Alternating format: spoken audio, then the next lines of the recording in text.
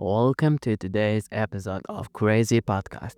Imagine you're stuck in a conversation with someone who always seems to push your buttons.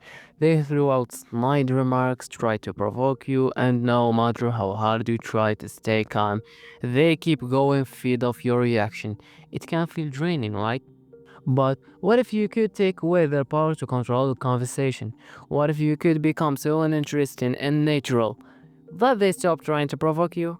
That's exactly what the gray rock method is all about. This method is used by many people to protect themselves from toxic individuals who thrive on emotional reaction, whether it's a narcissistic family member or a manipulative coworker or even an ex who just wants to leave you alone. Stick with us today, and by the end of this episode, you will know exactly how to use the gray rock method to regain control of your own emotional angry. 1. What is the grey rock method? The gray rock method is a psychology technique where you make yourself as emotionally boring and uninteresting as a gray rock. The goal of this is stop giving the toxic person the emotion reaction they crave. Now, you might be thinking, why would someone use this? The reason is simple. When you stop reacting, they stop feeding off your energy. People who thrive on manipulation or narcissism need emotional response to maintain control, and by staying neutral and uninterested, you take away their power. Let me break it down with a simple example. Imagine a colleague insult your work, trying to get rise out of you. Instead of defending yourself or showing anger, you respond with something like, okay, or I see. You stay calm and you don't engage emotionally. This lack of response makes them realize they are not getting what they want, and over time they are less likely to provoke you again. 2. Why do people use the grey rock method? People use the gray rock method when they find themselves in a situation where they cannot easily walk away from a toxic person, but need to protect their emotional health. Here are some common scenarios. The first one, and maybe it will be the bad one, is living with a narcissistic parent or family member. You might not be able to leave, but you need to set emotional boundaries to perceive your well-being. The second one is working with a toxic colleague.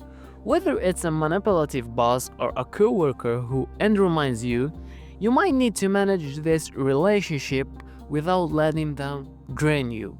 The third one is dealing with a difficult ex.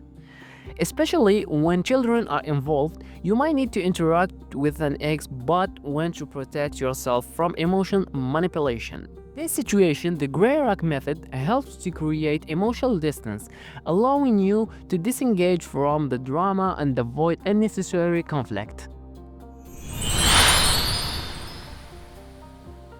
3. How the grey rock method works. Now that you know what the method is, let's talk about how it works in practice. The key is to remain emotionally neutral. It's not about being passive or aggressive or even rude. It's about making yourself as interesting as possible. Here are some key ways to apply the gray rock method. First one, we have a short, neutral response. Instead of engaging in a long discussion, give a short answer like yes, no, or I don't know. The second one, and the most important one, avoid sharing personal information. When someone tries to dig into your private life or provoke you with a question, don't share details. Keep it vague. The third one is no emotional reaction. Whether they try to make you angry, sad, or frustrated, your facial expression should remain natural. You don't want them to see that they've hit a nerve. The fourth thing is, don't defend yourself. If they criticize you, simply say that's your opinion or I'm not interested in discussion that.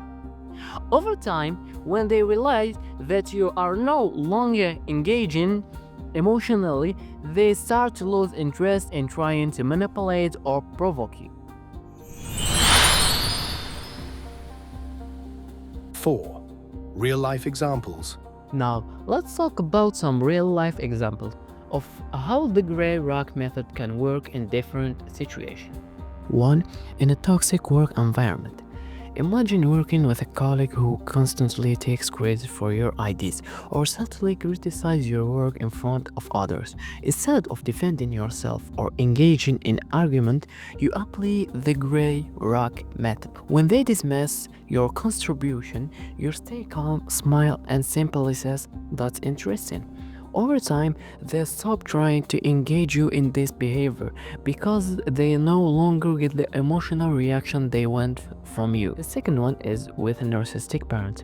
If you are dealing with a narcissistic parent who constantly tries to control your decision or guilty trip you, you can use the gray rock method to protect yourself. Instead of explaining yourself or defending your choice, you give short natural response such as, "I'm not discussing this right now." The more you disengage, the less power they have to manipulate you. 5.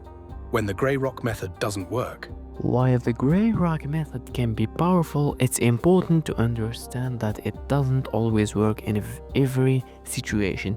Here are some things to consider. Escalation of behavior.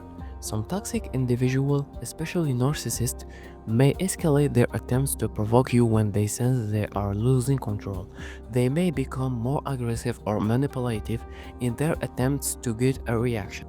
Emotional burnout. Constantly suppressing your emotion and staying neutral can be mentally exhausting.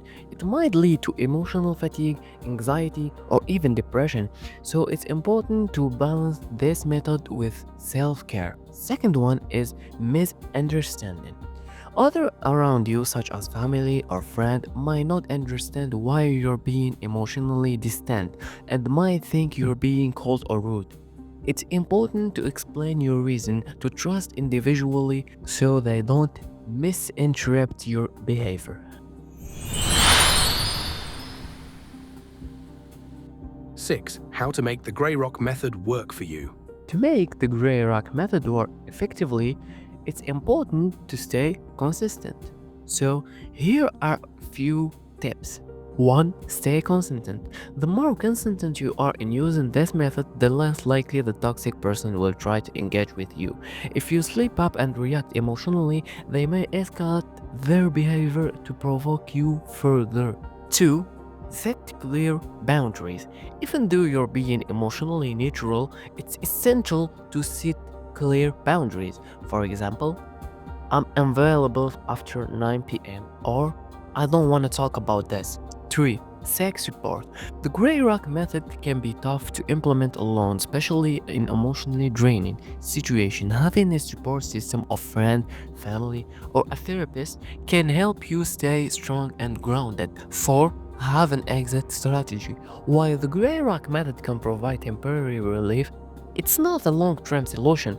If possible, consider how you might eventually disengage from the toxic person or situation entirely. 7. When to seek professional help. While the gray rock method can help in many situations, it's not a replacement for a professional help. If you are feeling emotionally overwhelmed, it's important to reach out to a therapist or a support group. They can help you process your emotion and develop further coping strategies. If the situation escalates and becomes physically dangerous, don't hesitate to contact support service or shelters. 8. Conclusion. In conclusion, the gray rock method is a powerful tool to help you disengage from emotionally manipulative and narcissistic individuals. It helps you protect your emotional well-being by making you uninteresting and neutral to those who thrive on provoke reaction. However, it's just one part of a large toolbox of strategies for dealing with toxic relationships.